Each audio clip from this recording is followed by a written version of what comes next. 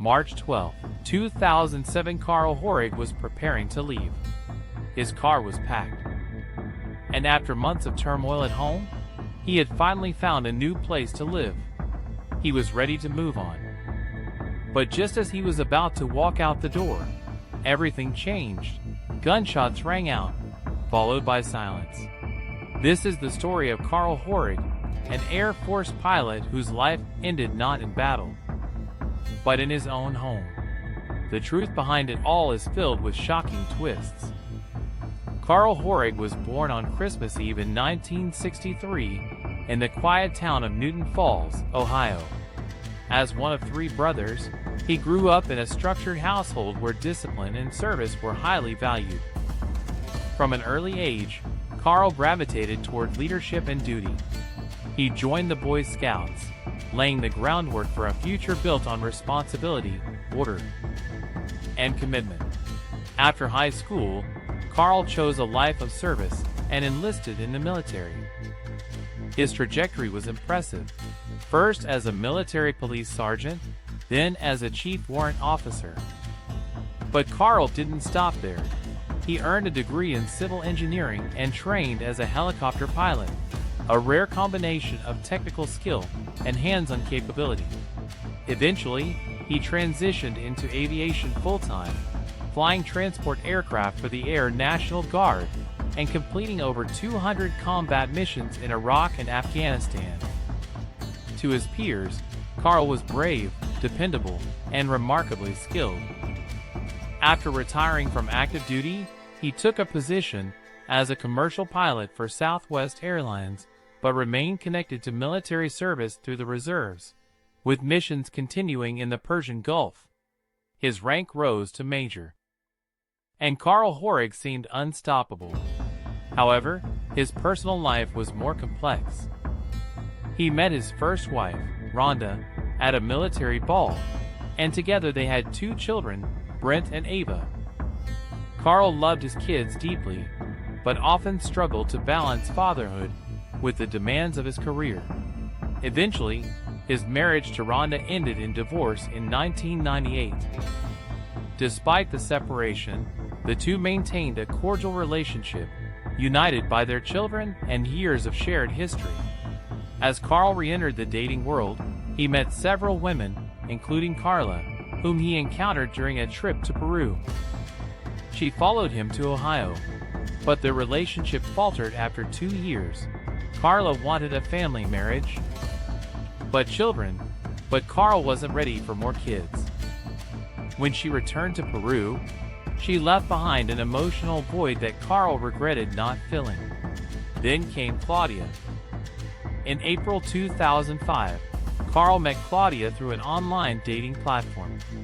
Claudia, 40, was born in Rio de Janeiro, Brazil, and had immigrated to New York City in 1989 in search of a better life. Her upbringing had been difficult, marked by poverty and struggle. But she was determined to rise. In the U.S., she built a respectable life as an accountant, taught English, and even married a doctor after becoming a U.S. citizen in 1999. Her marriage ended a year later, and by the time she met Karl, she had been divorced for 5 years. Their connection was swift. For weeks, they exchanged messages between Newton Falls and New York City. One day, Karl flew to meet her in person, assuring her that distance was no issue. He was a pilot, after all. On their 5th meeting, Karl threw a surprise engagement party for Claudia, introducing her to his family and friends. Just weeks later, in June 2005, they married in Las Vegas, having seen each other in person only a handful of times. The suddenness of their marriage shocked everyone around them, but Karl was determined to make it work.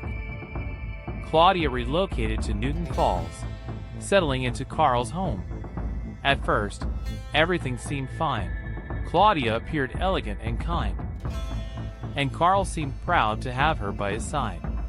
However, things soon began to shift. Karl's family noticed cracks in the relationship. Claudia rarely bonded with the women in his life, preferring the attention of men.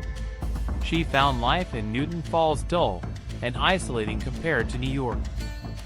Left alone during Karl's frequent absences, she filled her time with shopping sprees that spilled into the basement and voiced growing fears about being alone. She insisted on having a firearm in the house. When Karl was home, Claudia became possessive, demanding his full attention and growing increasingly demanding. Arguments became routine, and Claudia's anxiety escalated. Karl began confiding in friends, admitting that the relationship was fraying. He described her behavior as bizarre but clung to the hope of fixing things. In early 2007, the tension reached a breaking point. Claudia held a family meeting, an unusual, formal gathering to air her grievances. She accused Karl of demanding too much and not supporting her emotionally. He calmly responded that he only wanted a partner who shared the responsibilities of life. But this moment marked a shift. Claudia was spiraling. Her behavior became erratic and more desperate. One day in February, she called Karl's daughter Ava. Her voice was calm, unsettlingly final. She said she was calling to say goodbye, offering no further explanation before hanging up. Shortly after, Claudia took a handful of sleeping pills, but didn't go to bed. Instead, she got behind the wheel of her car. She lost consciousness while driving, and the crash that followed was ruled a suicide attempt.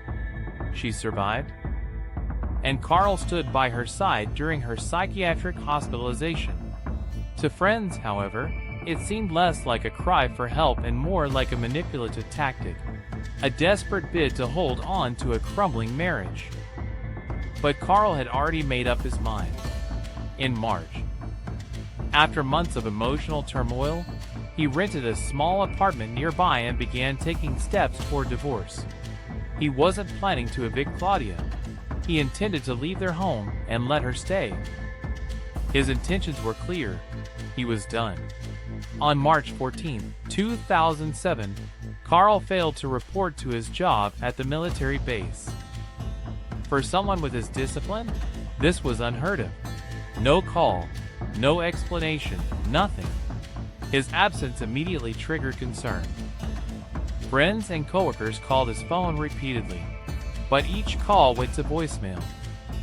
By the next morning, fear had escalated. One of Karl's closest friends contacted the local police and requested a welfare check. Officers arrived at his home just as Karl's father pulled into the driveway. The door was opened, and what they found inside was chilling. At the base of the staircase lay Karl's body, covered with a tarp and a blanket. He had been shot. The scene told a haunting story. His car was still parked in the driveway, and in the trunk sat a large suitcase, suggesting Karl had been moments away from leaving. The inside of the house was undisturbed. No signs of a break-in, no valuables missing. But one thing was conspicuously absent. Claudia had vanished. Family and friends immediately pointed to her. They had witnessed the tension, the manipulation, and even the threats.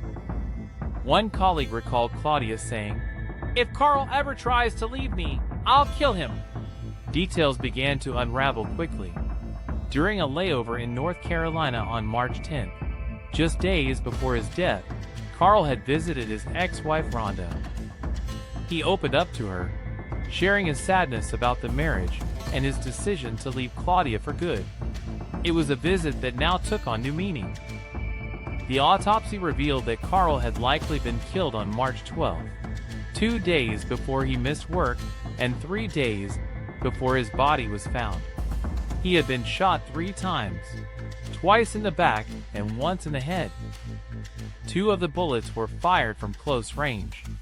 Investigators found more rounds embedded in the floor, indicating that the first shots had missed. The blood spatter and ballistic evidence painted a clear picture. Karl was ambushed at the top of the stairs. After the first shots, his killer descended and delivered 2 fatal shots up close. The weapon was found inside a closet. But it wasn't just stashed away. It had been rigged into a homemade trap. A string had been tied to the trigger, looped around a nearby door handle, designed to fire when someone opened the door. By chance, it didn't go off. But its presence revealed a chilling level of calculation. Then came another twist. On the morning of March 12th, hours before Karl is believed to have died, several of his friends received an email. It was written by Claudia but addressed to Karl, with his friends copied as well. The message was eerie and pleading. She reminded him of promises not to divorce her, insisted she was a good woman, and warned him not to let her do something bad. By the time the truth began to surface, Claudia was long gone. Her car was found at Pittsburgh International Airport, nearly 80 miles from Newton Falls. Investigators learned that she had used Karl's military ID to board a flight to New York, from where she caught another flight to Brazil. This hadn't been a spontaneous escape. Claudia had carefully planned every detail. On March 8th, for days before the murder, she wired nearly $10,000 to her father's bank account in Brazil. 2 days after that, she purchased a firearm and was seen at a shooting range practicing with it multiple times. In April 2007, a warrant was issued for her arrest. But prosecuting her wouldn't be easy. Brazil's constitution forbids the extradition of its own citizens. Claudia, who had regained her Brazilian nationality and was fully aware of the law, had openly told friends about the legal shield she would enjoy if she made it back in time. She had, and she was right. The man who dedicated his life to the military, who flew hundreds of missions in war zones, and who tried one last time to believe in love, was gunned down in his own home, not by an enemy overseas, and by the person he once vowed to protect. After Karl's tragic death, his family was left devastated. But they refused to let his story fade into silence. Determined to see justice done, they launched a tireless campaign that would span years. They appeared on television, circulated his story on social media, and worked closely with the local prosecutor's office. Letters were sent to lawmakers, and politicians took interest. Still, justice remained elusive. Brazil offered to prosecute Claudia under its own laws, but U.S. authorities rejected that option. The reason? Brazil's legal system carried far more lenient penalties. A woman convicted of murder could be out of prison in less than 15 years. That wasn't enough for Karl's family. They wanted her extradited and held accountable in the country where she had pulled the trigger. While legal proceedings dragged on, Claudia rebuilt her life in Brazil. She opened an accounting firm, bought a house, and remarried, living as if nothing had ever happened while Karl's loved ones mourned and waited. Then came a turning point. Though Claudia had been born in Brazil, she became a U.S. citizen in 1999. According to Brazilian law, dual citizenship could be grounds for revocation. In 2013, Brazilian authorities stripped Claudia of her Brazilian citizenship, making her legally eligible for extradition. But she wasn't finished fighting. Claudia appealed, buying herself 3 more years of freedom. It wasn't until 2016 that Brazil's Supreme Court upheld the decision. Finally, after nearly a decade, she was arrested and placed in a Brazilian prison, awaiting a final verdict from the country's president. As she sat behind bars, Claudia shifted her strategy from escape to image control. She gave a televised interview in Brazil, painting herself not as a murderer, but as a victim. She accused Karl of years of psychological torment, claiming he had been emotionally abusive, controlling what she wore, how she ate, and even what she believed. She insisted he restricted her finances, cheated on her with both men and women, and refused to provide for anything beyond the mortgage and utility bills. Claudia claimed their marriage left her isolated, depressed, and suicidal. She alleged she had been pregnant 3 times with Karl's children, and that he had intentionally caused 2 miscarriages. These shocking allegations were deeply personal and unverifiable. She told interviewers that she was at her breaking point by late 2006, and that she had once driven while under the influence of sleeping pills in a failed suicide attempt. Shortly before Karl's death, she claimed she learned of a 3rd pregnancy.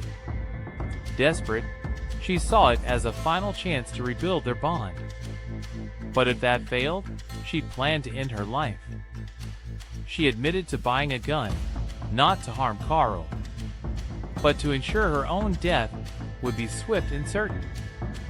She even practiced shooting, installed a laser sight, and mapped out where and how to pull the trigger. Investigators later discovered diagrams and notes among her belongings, disturbingly precise. When questioned about the murder, Claudia insisted it wasn't planned. She described it as a tragic outburst of emotion.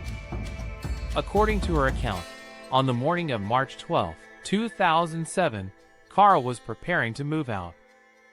In a desperate attempt to get his attention, she met him at the door with the gun pressed against her own temple. She claimed she had no intention of firing, only to shock him, but alleged that Karl reacted with cruelty, telling her, "Go ahead, but not in the house. I don't want your blood on the walls." At that moment, she said something snapped. In a rage, she ran upstairs, turned, and fired the first shot. Karl collapsed, and then came 2 more bullets fired into his back and head. She claimed she tried to take her own life, but the gun was out of ammunition. In a panic, she called her family in Brazil, explained what had happened, and was told to come home quickly.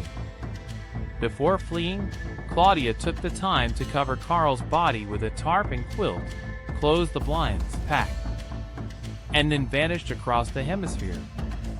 Years later, at her trial in Brazil, the courtroom heard these claims and watched her demeanor closely.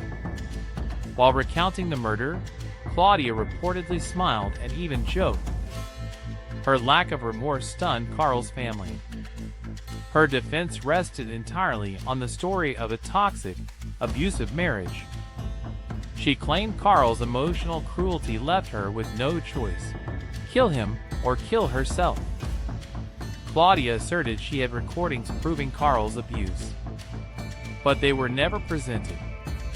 Even her own lawyer declined to pursue that claim. The prosecution argued that she fabricated the abuse to justify a calculated act of murder. The timeline, the gun purchase, the shooting practice, the bank transfer, and her well-timed escape painted a picture not of impulsive violence, and of premeditated execution. One of the most damning pieces of evidence in Claudia's trial was the laser sight mounted on the murder weapon. Prosecutors argued it was a detail that couldn't be ignored. After all, a laser sight isn't necessary for suicide, but it's extremely effective for hitting a target, even one fleeing or standing at a distance, especially someone shot in the back. The evidence piled up. But what stunned observers wasn't just the crime, it was Claudia's words. During her taped interviews, her tone shifted from defensive to bizarre, often meandering and contradictory. She said she didn't want to make Karl look bad to his family because they were good people. She claimed she always took the blame for what happened, even though she said Karl was the one who mistreated her. At times, she rambled in disjointed, unclear statements about pressure, manipulation, and regret. The timeline blurred, and her reasoning frayed. She spoke about their whirlwind courtship, their Vegas wedding, and the sudden shock of Karl bringing his teenage son to live with them without notice. She said she'd pay for everything: the move, the groceries, the household bills. Claudia painted herself as an overwhelmed woman abandoned in a small town while her new husband traveled for work. She mentioned staying home for months, feeling isolated, then falling into depression. Then the financial records emerged. Just days before Karl's murder, Claudia had transferred $9,900 to her father's bank account in Brazil. It was a suspicious amount, just below the $10,000 threshold that would trigger mandatory financial reporting. As a trained accountant, Claudia would have been fully aware of the implications. Prosecutors claimed she deliberately structured the transaction to avoid detection. Claudia insisted the money was to prevent Karl from inheriting her assets in the event of her death. The trial culminated in January 2019, nearly 12 years after Karl's death. Claudia was found guilty of aggravated murder and sentenced to life in prison with the possibility of parole after 28 years. The sentence was part of a negotiated compromise between the United States and Brazil. In Brazil, the maximum penalty for murder is capped at 30 years. The agreement honored that limit, while ensuring Claudia would serve significant time behind bars. For Karl's family, the decision was bittersweet.